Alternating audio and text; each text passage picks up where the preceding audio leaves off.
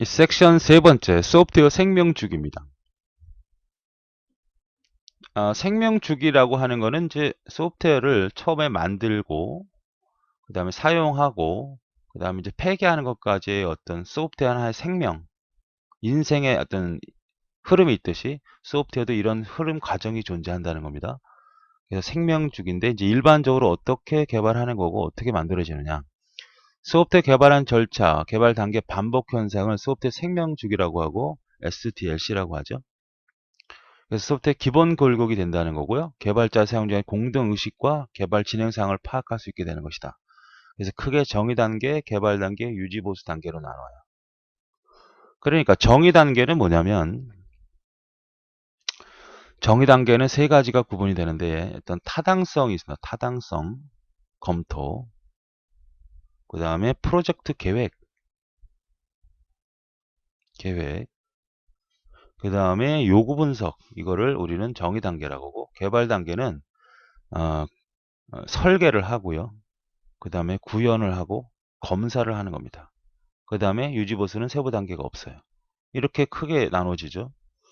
그러면 정의 단계와 개발 단계와 유지보수 단계, 물론 세 개가 아닌 걸 찾을 수 있어야 되겠고, 또 정의 단계도 마찬가지입니다. 자, 하나씩 간단히 설명해 보면, 내가 소프트웨어를 개발해야 되는데 어떤 사람이 저한테 소프트웨어 개발을 요청을 했어요. 그런데 타당성이라는 건 뭐냐면 법적으로 문제가 있는지 확인해야 돼요. 내가 만드는 게 어떤 사기꾼이 원하는 프로그램을 만들었다. 아니면 뭐 주식에 대한 어떤 조작을 하기 위한 프로그램을 만들었다. 이건 안 되죠. 그죠? 그런 타당성을 검토해. 이건 볼 것도 없어요. 하지 말아야죠.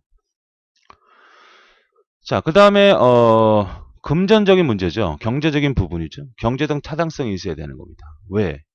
아니, 내가 프로그램을 짜달라고 어떤 친구가 나한테 왔어요. 근데 100만 원, 한 50만 원 짜달래. 내가 볼 때 한 최소한 4천만 원을 받아야 되는데 이건 안 하는 게 낫죠. 돈을 벌려고 하는 거니까. 또 기술적 타당성이라는 게 있겠죠. 나는 프로그램을 이걸 못해요. 어떤 특정한 부분에 대해서 난 이 기능이 없습니다. 제가 지금 프로그램을 대부분 해봤지만 그 최소한 최대 지금까지는 이제 폰에 대한 스마트폰에 대해서 이제 안드로 운영 체제를 이용한 스마트폰에 대한 어플을 개발해 봤습니다. 그럼 아이폰 자체는 아직 안 해봤어요. 그럼 아이폰에 해당되는 어플로 만들어 달라면 못 하잖아요. 그죠? 그건 할 수 없다고 해줘야 된다. 그런데 만약에 예를 들어 돈을 많이 주겠다. 그러면 뭐 공부해서라도 다시 해서 프로그램을 짜야 되겠죠. 그런 얘기를 얘기하는 겁니다. 자, 프로젝트 계획은 이제 소프트웨어를 개발하기 위해서 준비하는 과정이죠. 준비하는 과정.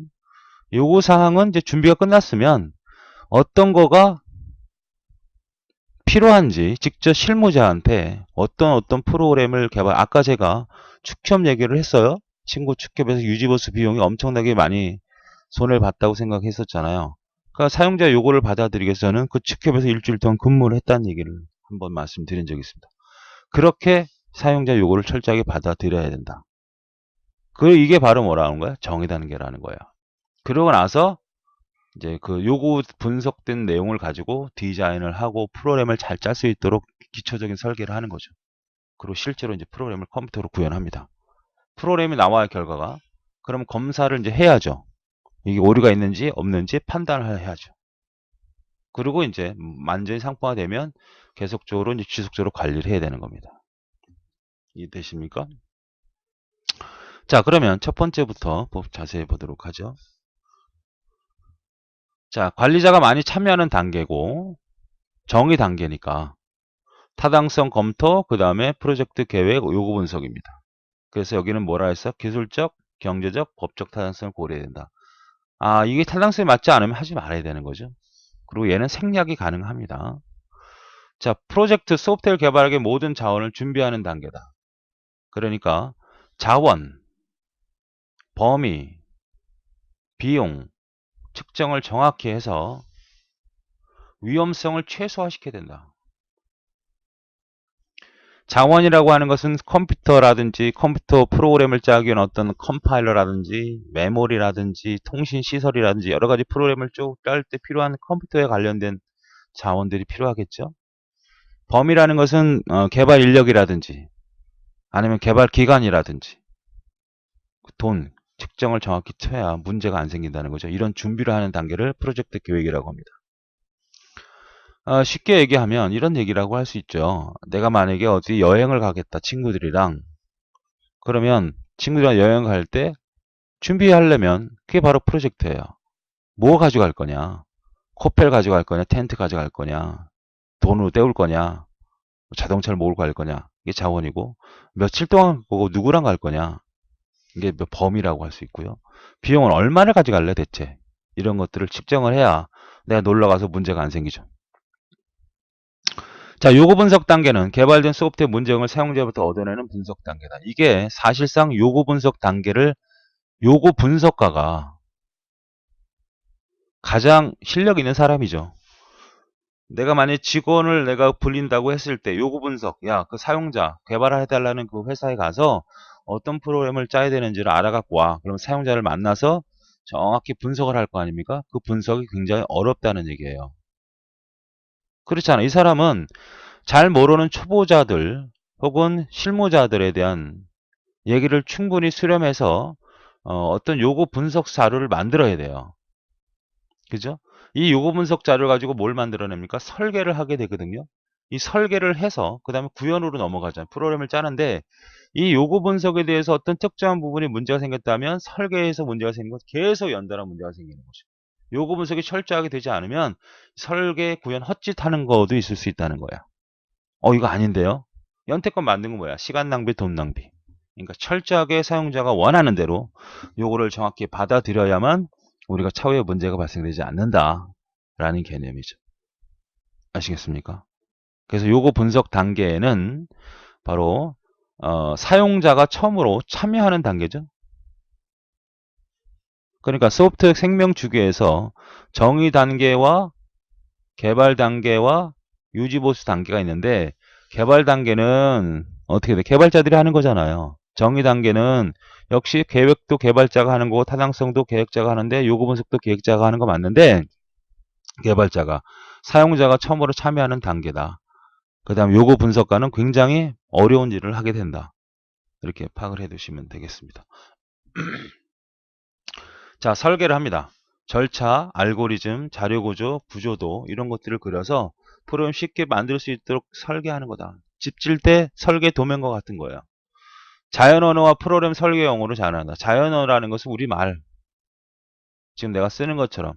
여러분 이런 개념을 아십니까? for i는 1부터 i는 10까지 풀뿔해서 어떤 특정한 부분을 반복해라. 이건 프로그램 언어예요. C 언어로 만든 프로그램 언어. 이건 상당히 기술적인 언어죠. 우리말 이렇게 알아볼 수 있는 이런 말들은 다 자연 언어라고 해요. 영어도 마찬가지로. 그 다음에 프로그램 설계 언어는 이건 C 프로그램 언어죠. 이거는 반드시 기계어로 번역하는 번역 프로그램이 있어야 돼요. 근데 설계 언어라고 하는 것은 번역 프로그램이 존재하지 않고 단지 설계하기 위해서 사용되는 기술적인 언어를 죄송합니다. 기술적인 언어를 우리가 PDL이라고 합니다. 그러니까 문법적인 하자는 전혀 고려하지 않아요. 문법적인 거.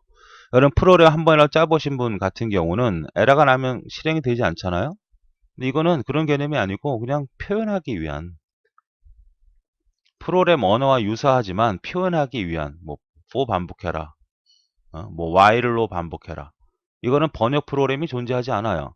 이런 걸 우리가 보통 프로그램 디자인 랭귀지라고 하고 나중에 이제 UML이라는 것과 연결이 되는데 그건 그때 가서 설명하고 자 구현 설계 단계에서 작성된 문서를 기초해서 이제 컴퓨터가 처리한 가능하로 코딩하는 단계 실제로 컴퓨터에 앉아서 프로그램 짜는 겁니다. 이거 찾는 문제 한번 나왔었죠.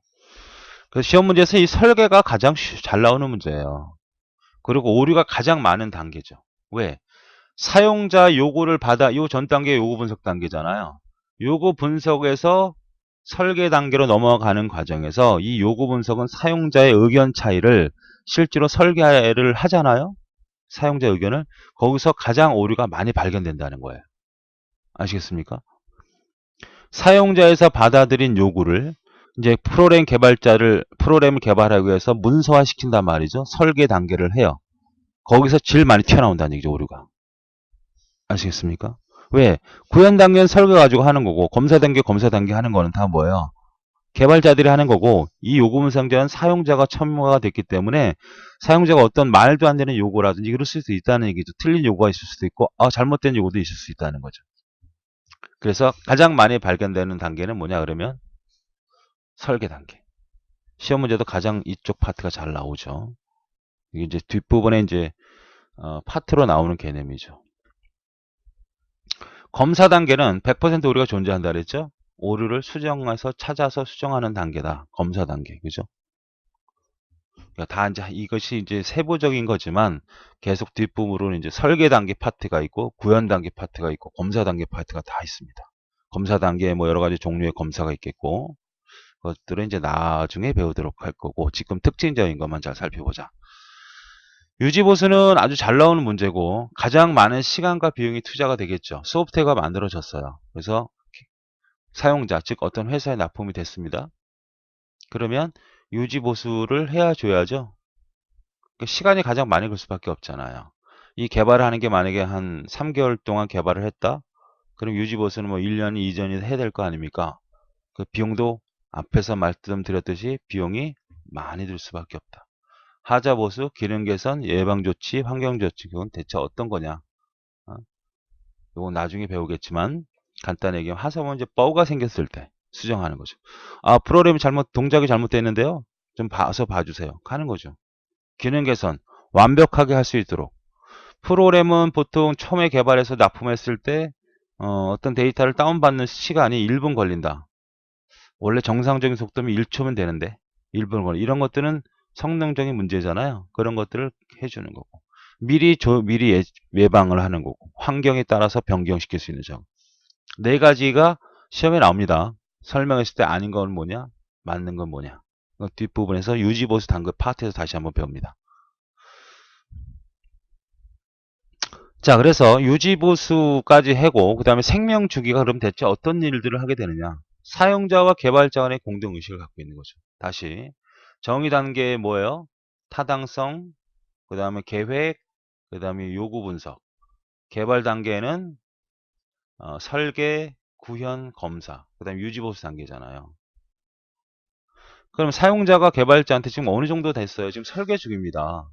지금 구현 중인데 이렇게 얘기할 수 있죠. 공동의식을 갈 수 있다. 기본 골고이다네. 기본 골고. 뼈대지 뼈대. 관리를 위한 유지보수 수정이 용이하게 된다. 만약에 그래서 검사 단계에서 아주 기가 막힌 오류가 발생이 됐어요. 그럼 어떻게 돼야 됩니까? 유지보수 하는 거 아니잖아요. 어디로 가야 돼요? 구현 단계에서 있었는지 설계 단계에 있었는지 요구사항이 있는지 체계적으로 다시 한번 접근해 나갈 수 있는 기본적인 관리적인 요소가 된다는 거죠. 표준화, 용어, 기술의 표준화가 아닙니다. 생명직을 잡아놓아서 문서화시켜서 결과 나오겠죠.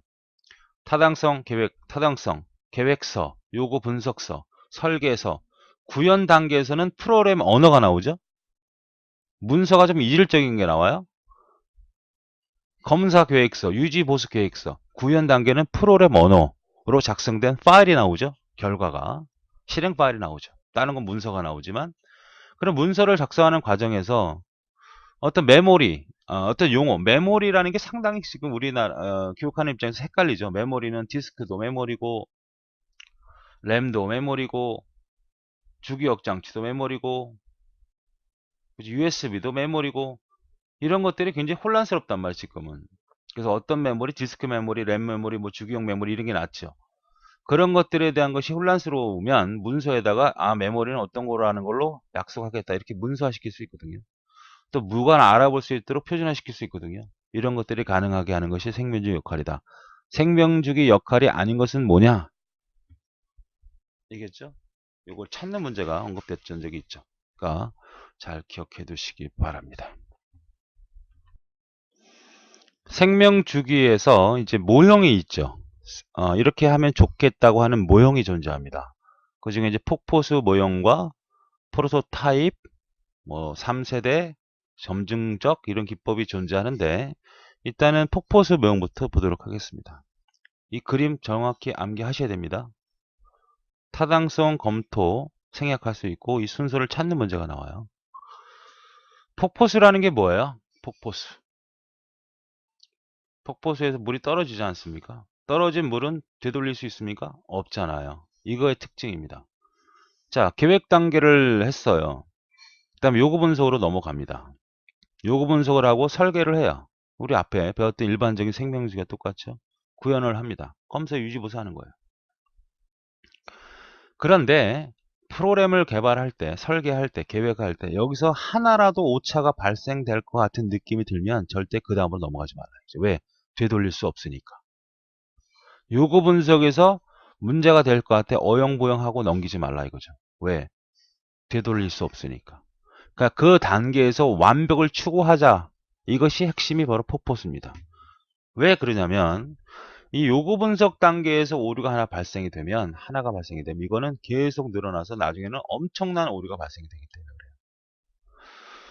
폭포수니까 우리가 그 여름에 계곡에 놀러 가지 않습니까? 상류가 있고 하류가 있다고 해보자고요.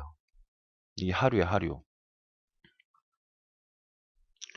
그러면 이 상류에서 뭐 쓰레기를 하나 버렸다. 뭐 설거지를 했다. 그럼 이 설거지한 내용이 예를 들어서 페트병 하나다.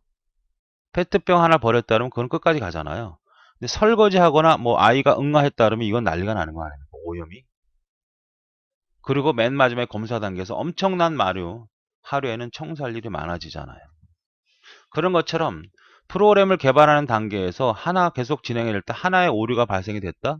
이 하나의 오류는 엄청난 오류 파급이 있기 때문에 그 단계에서 완벽하게, 명확하게, 명확성을 강조한 겁니다.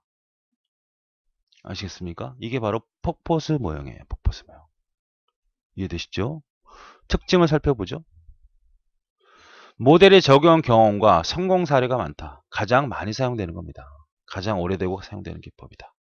시험 문제는 특징이 아닌 건 뭐냐 이렇게 물어보기도 하고 다른 모형과 함께 비교해서 물어보기도 합니다. 명확성을 강조한 거죠. 단계별. 선형 순차적이라는 거죠. 병행할 수 없다는 얘기입니다. 아시겠어요? 병행할 수 없다는 얘기는 앞에서 봤을 때 요구 분석과 설계와 이걸 같이 할 수 없다 이거야. 구현과 이런 걸 같이 할 수 없다는 거죠. 반드시 요구 분석이 끝난 다음에 설계를 하고 끝난 다음에 구현을 해야지. 근데 같이 하는 것도 있어요.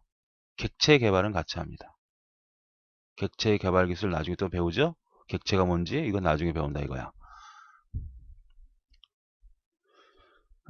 그렇죠. 병행은 절대 안 돼. 이전 단계로 넘어가는 건 없다. 단계별 오류 없이 명확하게 해야 다음 단계를 진행한다 이런 얘기죠. 근데 현실적으로 없이 다음 단계를 진행하기는 어렵다. 무슨 얘기예요? 실제로 나는 이 요구 분석 단계에서 엄청나게 애를 써서 완벽하다고 넘겼다고요. 그런데 오류가 발생이 됐어요. 한 개가. 그럼 걔는 넘어갑니까? 아니죠. 갈 수밖에 없는 상황이다. 이게 실질적으로는. 그러니까 어떤 의미야? 가능한 한, 최대한 완벽하게 할 수 있도록 하자는 얘기입니다. 그걸 강조한 거예요. 그 다음에 새로운 요구나 경험을 설계를 반영하기 없다. 개발 과정에는 계획 잡은 대로 진행을 해야 되니까. 이해되시죠? 자, 요거 순서 반드시 암기하시고 특징 기억하시기 바랍니다.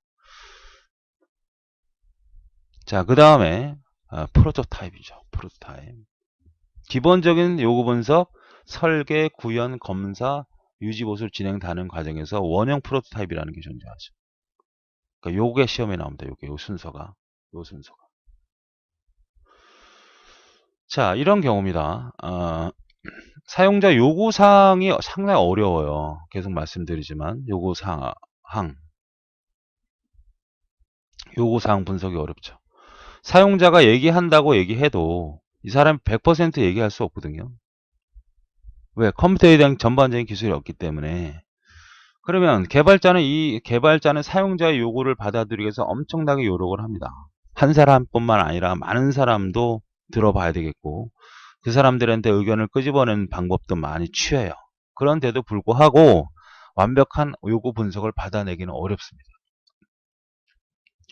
그런데 한번 생각을 해보세요. 소프트웨어를 내가 사용자가 왜 요구를 하지 못합니까? 여러분 한번 입장을 생각을 해봐요. 여러분이 저한테 프로그램을 개발하려고 했습니다. 자기 하는 일에 대해서. 그런데 이렇게 어떻게 얘기해야 될지 모르잖아요. 제가 어떤 적극적으로 여러분한테 이렇게 어떻게 물어보기 전까지는 여러분 대답하기 어렵죠. 심지어 말 못하는 사람도 있겠죠. 그럼 그 사람이 뭘 원하는지 알 수가 없단 말이에요. 그죠? 나는. 그러면 가장 좋은 방법은 프로그램을 보여줘요. 여러분한테. 그러면 프로그램 보고서 할 얘기는 많아.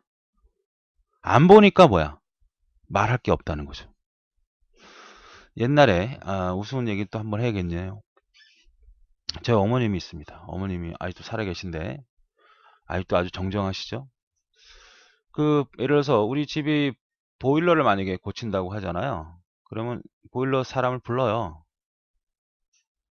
그리고 뭐 어떻게 물어봐요. 몰라. 제가 이제 어렸을 때입니다. 뭐 중고등학교 때 특히 한 예가 있습니다. 중고등학교 때. 사람 불러요. 그리고 설치하는 건 아무 말 안 합니다.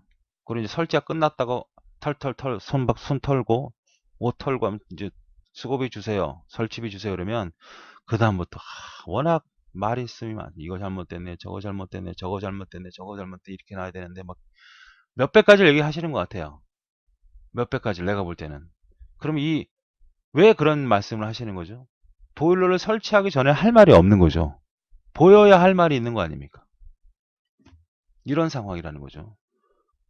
방충망을 치는 일이 있었습니다. 방충망을 쳐라 얘야. 예 하고 방충망을 칩니다. 나름대로 열심히 땀을 뻘뻘뻘뻘 흘려가면서 방충망을 비닐로 해다가 뭐 이렇게 뭐 여러 가지 쫄대 돼가지고 없는 기술 동원해서 다 하죠. 암만 말씀 안 하십니다.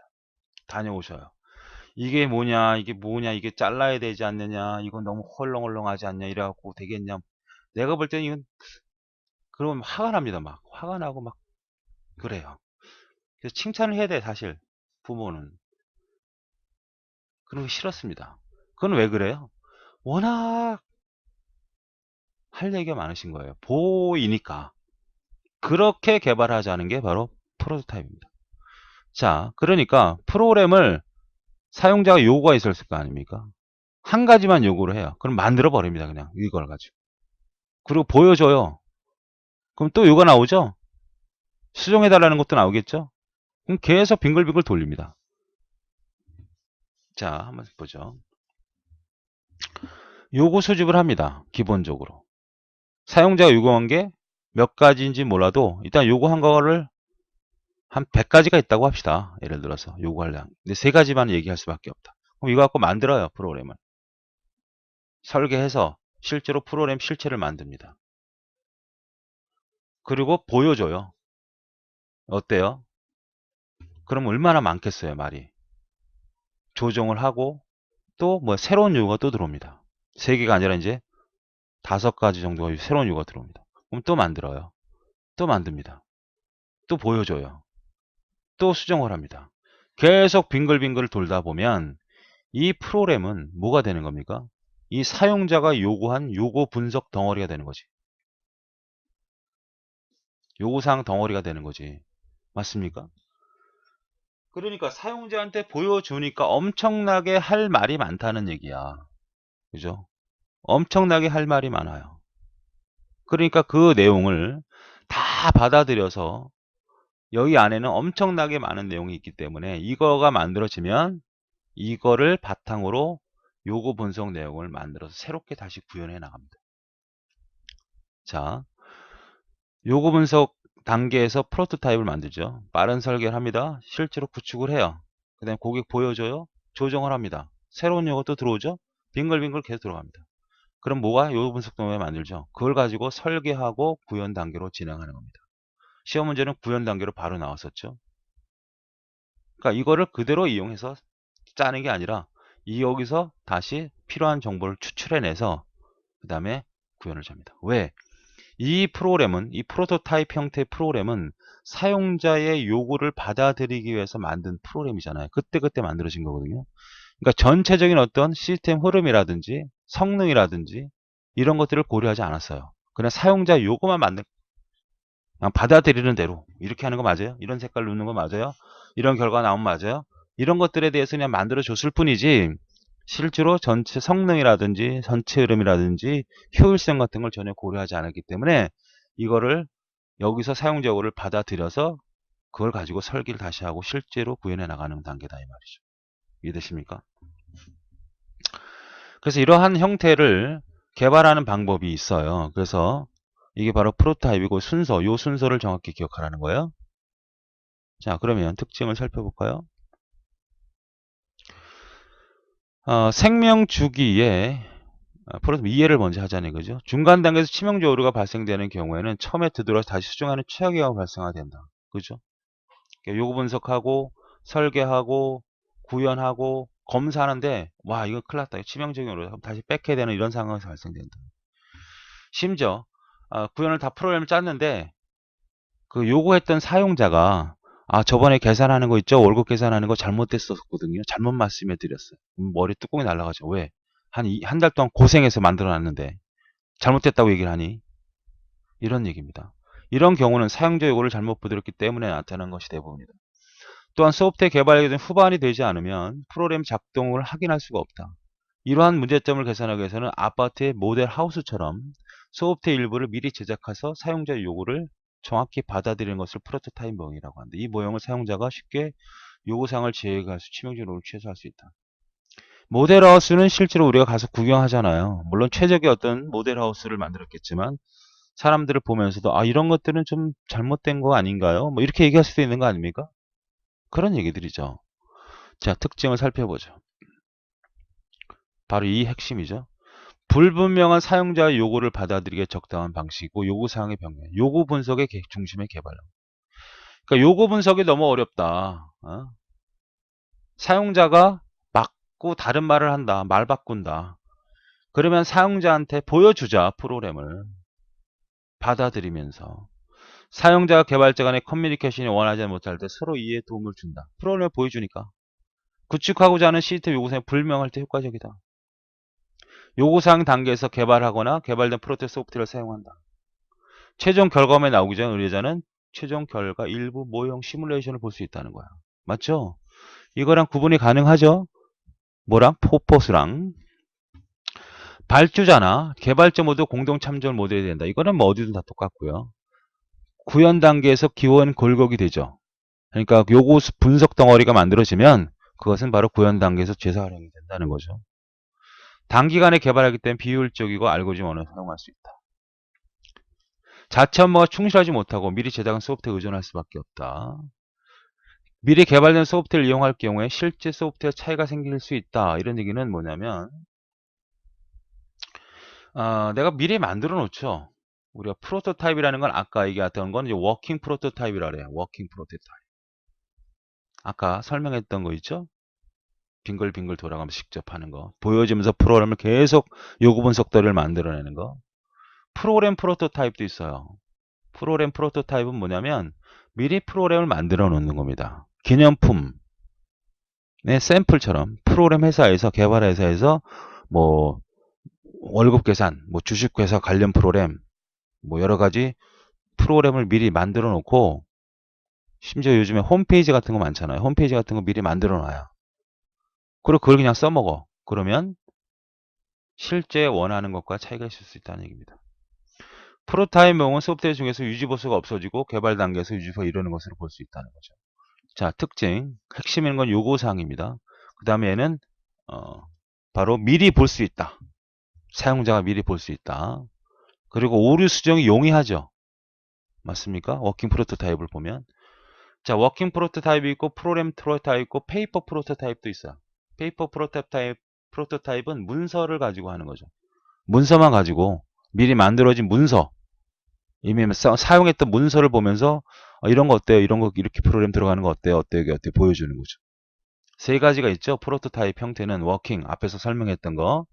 프로그램은 미리 만들어 놓은 거야. 프로그램을 아예. 그 다음에 페이퍼는 미리 문서를 만들어 놓은 거야.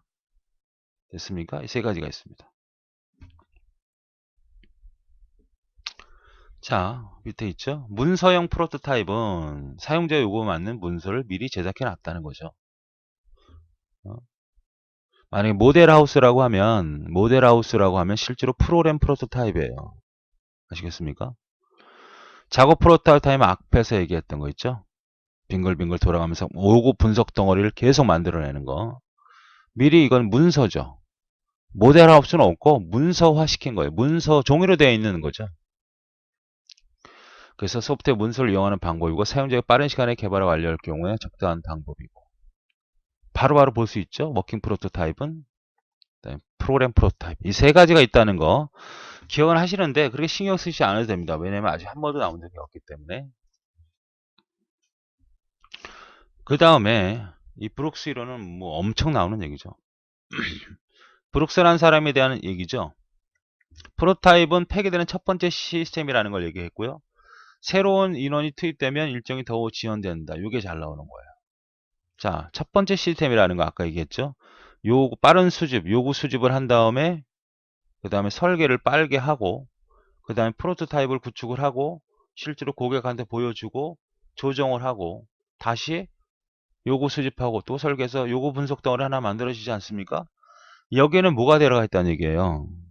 사용자의 요구가 무진장 많이 들어가 있는 거. 그럼 이걸 가지고 직접 프로그램 할 수는 없다는 거야.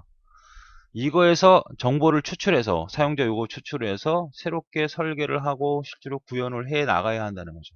왜? 이렇게 하지 않으면 이거는 사용자의 요구를 받아들이기 위해서 그때그때 만들어진 거기 때문에 전체적인 어떤 시스템 상황이라든지 흐름 혹은 성능을 전혀 고려하지 않았던 거란 말이에요. 그죠? 그러니까 이거를 그냥 이용하지 말아라. 이걸 누가? 브룩스가 얘기했다는 얘기입니다. 첫 번째 폐기되는 시스템이다. 그러니까 정보를 추출해서 설계를 다 끝마치면 없애버려야지 이걸 써먹으면 안 된다. 이걸 얘기한 거고요.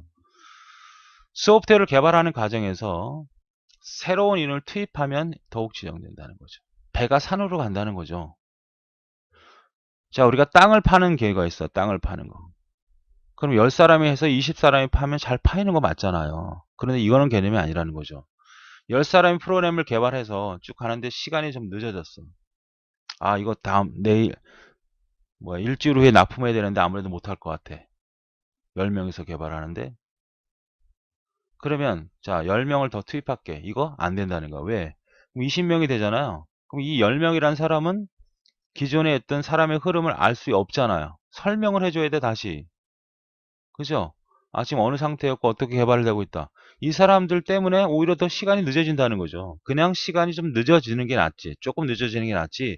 인원을 더 투입해가지고 배가 산으로 가는 경우도 있겠고 더 느려지고 비용도 더 들어가고 이런 것들은 원치 않는 거다. 그러니까 너무 늦어질 것 같다면 개발 의뢰한 사람한테 조금 지연이 되겠습니다. 얘기를 하고 가는 것이 낫지. 인원을 더 땅 파는 것처럼 더 투입해가지고는 배가 산으로 갈 수 있고 그들을 교육하거나 그들을 데리고 간다는 것은 너무 부담스럽다. 그렇게 하지 말라. 이게 브룩스 이론이고 가장 잘 나오는 문제 패턴이 되겠습니다.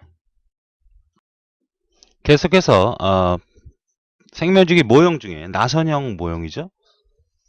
나선형은 뭐냐면 앞에서 그 배웠던 프로토타입 있잖아요. 그거를 아예 직접 진행을 하는 거죠. 전체적으로. 그러니까 계획을 잡고요. 그 다음에 위험 분석을 합니다. 문제가 있거나 여러 가지 사항을. 그 다음에 실제로 개발을 합니다. 그리고 고객한테 보여줘요. 그리고 다시 또 계획을 합니다. 또 우선 분석을 해요. 또 개발을 해요. 또 고객한테 보여줘. 계속 이렇게 프로그램을 아예 만들어버리는 형태를 말합니다. 그러니까 보이엠에 제한된 대규모 프로젝트의 개발이 대규모 중요하고요. 소프트웨어 개발에 현실적이고 바람직한 모형이다. 실제로 이렇게 사용을 하죠. 전통적인 퍼포스 모형과 프로토타입에 대한 장점만을 수용한 것이고 사용자 초기 요구사항에 근거한 위험 요소들은 관리 기술을 통해 해소하고자 하는 것이다. 그러니까 점증적으로 개발한다. 그래서 점증적 기법이라고도 하죠. 자, 1단계 계획 수립을 해요. 위험 분석합니다. 야, 이거 될까 안 될까? 다시 새로운 요구가 들어올 수도 있고 여러 가지 문제가 발생할 수도 있고 에이 그만하자. 여기서 그만할 수도 있습니다. 개발을 합니다. 고객 보여줘. 10% 완성했어요. 이걸 가지고 다시 계획을 또 잡습니다. 위험 분석을 또 해요. 또 만들어요. 또 보여요. 34%. 이건 제가 임의로 놓은 거예요. 또 계획을 합니다. 점점 가는 겁니다. 그래서 완벽한 프로그램을 진행하는데 문제는 뭐냐면 계속 빙글빙글 돌면 돌수록 이걸 돌리면 돌릴수록 점점점 100% 완벽한 개념으로 갈 거 아닙니까? 한 번 더 돌리면 더 돌 것 같아. 더 괜찮을 것 같아. 더 돌리면. 그러니까 욕심이 생기죠. 그러니까 시간과 비용이 늘어날 수밖에 없죠. 그죠? 그래서 이렇게 개발하는 형태를 우리는 나선형이다. 일단 순서를 반드시 기억하셔야 되겠고요. 여기에는 유지보수라든지 객체권이라는 말이 나오면 안 되죠. 이게 나왔던 용어죠. 유지보수. 물론 유지보수는 다 프로그램이 끝난 다음에 만들어줘야 되겠죠. 자, 보시죠. 계획 수립을 합니다. 여러분 영어로 기억하셔야 돼요. 영어. 이것이 엔지니어입니다. 디벨롭먼트가 아니에요. 디벨롭먼트가 아니고 엔지니어링이에요. 개발 목적, 수정, 계약 조건을 설정하고 위험 요소, 타당성 다 따진다는 얘기죠. 프로타입을 개발하는 거예요. 만듭니다. 이걸 그냥 사용하는 거죠. 얘는 그냥 올라가 또 시작하고 빙글빙글빙글 돌아가는 거. 순서 반드시 기억하셔야 돼요. 자, 보세요. 계획 수립을 합니다. 위험 분석을 해요. 개발을 해요. 교육과 평가해요. 또 계획 수립해요. 빙글빙글빙글빙글빙글 돌면서 완벽한 프로그램으로 진행하는 방법을 우리는 나선형이라고 한다. 자, 보시죠. 특징을 보면 의사소통에 통해 계획 수립과 위험 분석, 구축을 고객 평가를 가는 소프트웨어를 개발한다. 가장 큰 장점이 위험 분석 단계에서 기술 관리의 위험 요소들을 하나씩 제거함으로써 완성도가 높은 소프트웨어를 개발하는 방법이다. 점증적이다. 위험 분석 중심이다. 우리가 톡포스는 뭐였어요? 명확성을 강조한 거고, 프로토타입은 뭐죠? 요구사항을 중심으로 한 거죠. 미리 보여줘서. 나선형은 위험 분석 중심입니다. 유의지 보수는 절대 포함되는 게 아니죠. 다 개발이 되어서 빙글빙글 다 끝나면 이제 완성됐네. 그 다음부터 이루어지는 게 유지보수지. 이 안에 사이클은 존재하지 않는다. 비용이 많이 들거나 시간이 많이 소요되는 프로젝트나 큰 시스템 구축할 때 유리하다 라고 정의해야 합니다. 특징이 있죠.